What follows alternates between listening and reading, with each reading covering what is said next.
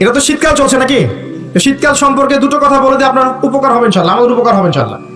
একটা হাদিসে আসে যে শীতকালটা হচ্ছে মুমিনদের জন্য গনিমত। মুমিনদের জন্য কি গনিমত? মানে হচ্ছে একটা সম্পদ, যে সম্পদটা যুদ্ধ করে লব্ধ করতে হয়, কিন্তু এখানে কোনো যুদ্ধের প্রয়োজনই হচ্ছে না। গনিমত, উপহার। কিরকম? শীতকালে রাতটা হয় লম্বা, রাতি হয় লম্বা, হয় না? এতে করে সারা রাত আপনি অনেক ইবাদত করতে পারবেন। আর দিনটা হয় ছোট, দিনটা ছোট হয় না? এতে করে আপনি দিনের বেলা সওম বা রোজা রাখতে পারবেন।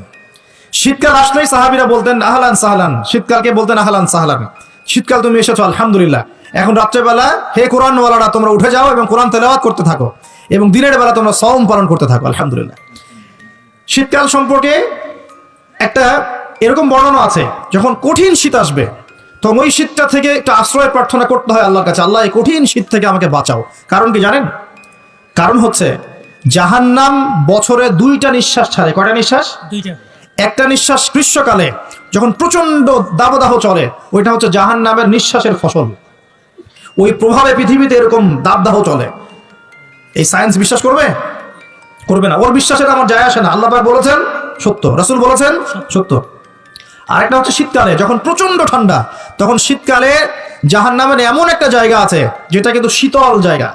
জাহান্নামের পুরো জায়গাটাই কিন্তু আগুন নয়, এমনও জায়গা আছে যেটা কি খুব শীতল। ওই শীতল অংশ শ্বাস ছাড়লে এই যে পৃথিবীতে সেই এই শীতের একটা প্রভাব চলে আসে, প্রচন্ড ঠান্ডা শৈত্য প্রভাব চলে আসে। এটা হয়তো অনেকে বিশ্বাস করবে না, ভুল মনে করবে যে ধর্মান্ধ কথাবার্তা। হাদিসে আছে নবী সাল্লাল্লাহু আলাইহি ওয়াসাল্লাম বলেছেন, কে সত্যবাদী? এই পুরো সভ্যতা না রাসূল সাল্লাল্লাহু আলাইহি ওয়াসাল্লাম? এই বিশ্বের সমস্ত মানুষ সত্যবাদী বেশি না আল্লাহ রাসূল বেশি সত্যবাদী? বাস, আর কোনো দরকার আছে কথা? শীতকালটা কাজে লাগাই। এই শীতকালে আমি একটা আমল বলে দিই প্রিয় ভাইরা। শীতকালে নবী সাল্লাল্লাহু আলাইহি ওয়াসাল্লাম এই যে তাহাজ্জুদ পড়তে উৎসাহিত করেছেন, সওম রাখতে উৎসাহিত করেছেন, এবং সাহাবীরা কোরআন তেলাওয়াত করতে উৎসাহিত করেছেন। একটা হাদিস আছে তিনটা কাজ মানুষের গোনার একটা বড় বড় অংশকে মিটিয়ে দিবে। 1 নম্বর কাজ হচ্ছে সংকটকালীন অবস্থায় দান। মানে আপনার দান করার এখন সামর্থ্য খুব কম, টাকা পয়সার টানা হেঁচড়া আছে, এখন আপনি দান করছেন, এই দানের বিনিময়ে আল্লাহ পাক গুনাহ আপনার মাফ করে দিবেন ইনশাআল্লাহ। 2 নম্বরটা হচ্ছে যে কঠিন গরম পড়েছে, এই গরমের দিন আপনি রোজা রেখেছেন, তৃষ্ণার্ত থেকেছেন, এই গরমে রোজা রাখার কারণে আপনার গুনাহ মাফ হয়ে যাবে ইনশাআল্লাহ। আরেকটা কাজ হচ্ছে প্রচন্ড শীতকাল, এই যে এখন শীতকাল পড়ছে, এই শীতকালে আপনি ঠান্ডা পানিতে ওযু করছেন কষ্ট করে, এই ওযুর বদৌলতে আপনার গুনাহগুলো মাফ হয়ে যাবে ইনশাআল্লাহ। এই 3টা কাজ শীতকালে পাওয়া যাচ্ছে না? 3 নম্বর কাজটা শীতকালে পাওয়া যাচ্ছে না, যে শীতের সময় পূর্ণাঙ্গ রূপে ওযু করলে আপনার গুনাহগুলো মাফ হয়ে যাবে ইনশাআল্লাহ।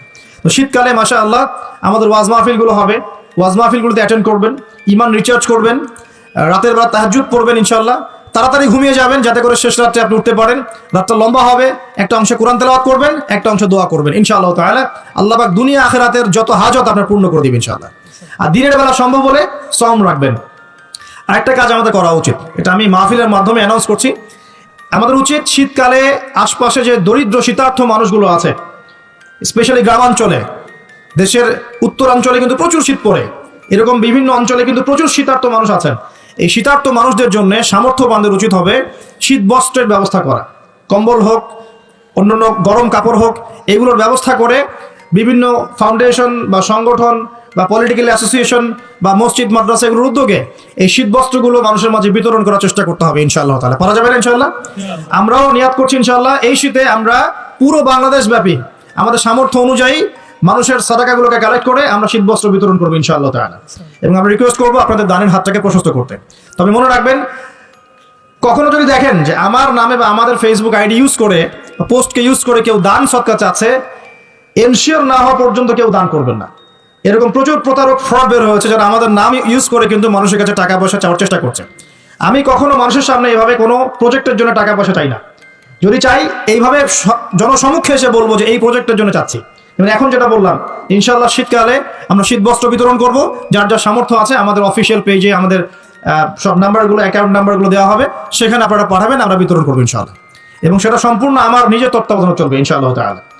এখন এই কাজগুলো শুধু আমরা করবো না, আপনারাও করবেন, বিভিন্ন সংগঠন থেকে করবেন, আপনাদের মসজিদ থেকে করবেন, মাদ্রাসা থেকে করবেন, পলিটিক্যাল অ্যাসোসিয়েশন থেকে করবেন, ধর্মীয় সংগঠনগুলো থেকে করবেন। এতে করে কি হবে জানেন? নবী সাল্লাল্লাহু আলাইহি ওয়াসাল্লাম বলেছেন, আপনি যদি মানে কোনো বান্দা যদি অন্য মুসলিম ভাইয়ের কোনো হাজত প্রয়োজন পূরণ করে দেয়, আল্লাহ রাব্বুল আলামিন কিয়ামতের মাঠে তার হাজত পূরণ করে দিবেন ইনশাআল্লাহ। অন্য বর্ণনায় আছে দুনিয়া এবং আখিরাতে আল্লাহ পাক তার হাজত পূরণ করে দিবেন ইনশাআল্লাহ। একটা হাদিসে এসেছে, একজন বান্দা যতক্ষণ মুসলিম ভাইয়ের প্রয়োজন পূরণ করে, আল্লাহ রাব্বুল আলামিন ততক্ষণ পর্যন্ত তার প্রয়োজন পূরণ করে থাকেন। অতএব অন্যের মুখে হাসি ফোটানোর নিমিত্তে এই শীতার্থ মানুষগুলোর পাশে আমাদের দাঁড়ানো উচিত। আল্লাহ পাক আমাদেরকে তৌফিক এনায়েত করুন। শীতকালে এই কাজগুলো করবেন। আর শীতকালে কিন্তু কিছু কিছু নোংরামি কাজ হয়, এই কাজগুলোও বর্জন করতে হবে। পারবো না ইনশাআল্লাহ?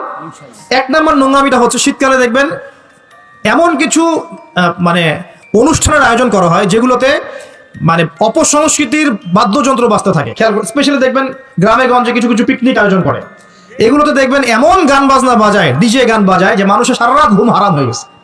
হয় না এরকম? এরকম হয়। ঐতিহ্য রক্ষা করতে সমস্যা নাই। শীতকালে আমাদের এখানে পিঠার উৎসব হতো না? তারপরে আমাদের এই যে একটা নবান্ন উৎসব হতো না?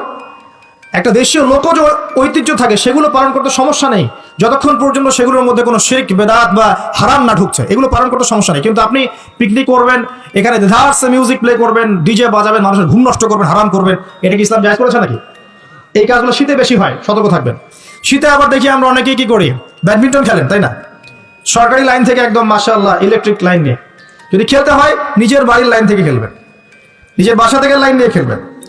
খেলেন, আমি উৎসাহিত করছি, কারণ এটা আপনার ফিজিক্যাল স্ট্যামিনার বাড়াবে, অ্যাটলিস্ট আপনার শরীর চর্চা হবে। ঠিক আছে, আপনার শরীর চর্চার দরকার আছে। এই কাজগুলো মোবাইলের সামনে বসে বসে সময় নষ্ট করার চেয়ে অনেক ভালো আছে। ঠিক আছে, কিন্তু আপনি চুরি করে লাইন নেবেন না কারো কাছ থেকে। তারপর শীতকালে দেখবেন কি হয়, বেশি বেশি মাদকের আসর বসে শীতকালে। ঠান্ডা তো, শীতকালে বেশি বেশি মাদক দ্রব্যের আসর বসে, খেয়াল করে দেখেন। এগুলো থেকে আমার যুব সমাজকে বাঁচাতে হবে। শীতকালে জেনা বেড়ে যায়, কিন্তু শীতকালে দেখবেন জেনা বেড়ে যায়, এটা একটা অ্যাডাল্ট ওয়ার্ড, কিন্তু আপনি বুঝবেন শীতকালে এগুলো বেড়ে যায়। আল্লাহ পাক এই যুব সমাজকে জেনা থেকে বাঁচিয়ে রাখুন। আমিন। শীতকালে দেখবেন কনসার্ট বাড়ে, কিছু কনসার্ট বাড়ে না, এবং মিউজিক্যাল কনসার্ট বাড়ে। দেখবেন মানুষ স্টেজে উঠে একদম কি লাফালাফি শুরু করে, কি মিউজিকগুলো প্লে করে, মানুষকে উন্মাদনার মধ্যে রেখে দেয়, এবং হাজারে না লক্ষ লক্ষ যুবক সেই কনসার্টগুলোতে যায়। এগুলো থেকে বেঁচে থাকবেন, বরং প্রয়োজনে ওয়াজ মাহফিলগুলোতে এসে ইমানকে রিচার্জ করেন। আল্লাহ পাক তৌফিক এনায়েত করুন। আমিন। তো আমরা শীতকালটাকে মূল্যায়ন করি, হায়াতটাকে মূল্যায়ন করি, ইনশাআল্লাহ তাআলা এই শীত আমাদের জীবনে বরকত নিয়ে আসবে ইনশাআল্লাহ। এবং আল্লাহ রাব্বুল আলামিন এর ওসিলায় আমাদের গুনাহগুলো মাফ করবেন, বেশি বেশি নেক আমলের তৌফিক দিবেন, যাতে করে পরকালটা সুন্দর হয় ইনশাআল্লাহ। আল্লাহ রাব্বুল